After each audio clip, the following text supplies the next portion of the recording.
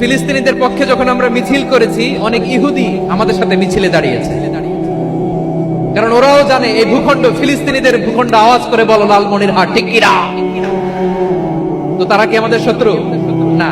অনেক খ্রিস্টান আমাদের সাথে আমাদের স্বার্থ রক্ষায় আমাদের পাশে দাঁড়িয়েছে। খেয়াল রাখবেন, হিন্দু আর হিন্দুত্ববাদ এক নয়, ইহুদি ধর্ম আর জায়নিজম এক নয়। এই যে ফিলিস্তিনের ভাইয়েরা, তারা তাদের স্বাধীনতা সংগ্রামের জন্য লড়াই করছে, করে যাচ্ছে, আমরা এটাকে সমর্থন জানাই। চিল্লায় বলো ঠিক কিনা?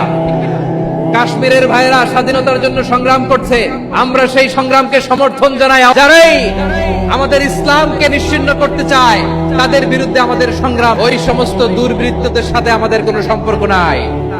আমরা যদি ঐক্যবদ্ধ থাকতে পারি, ওই দুর্বৃত্তরা চান্স পাবে না।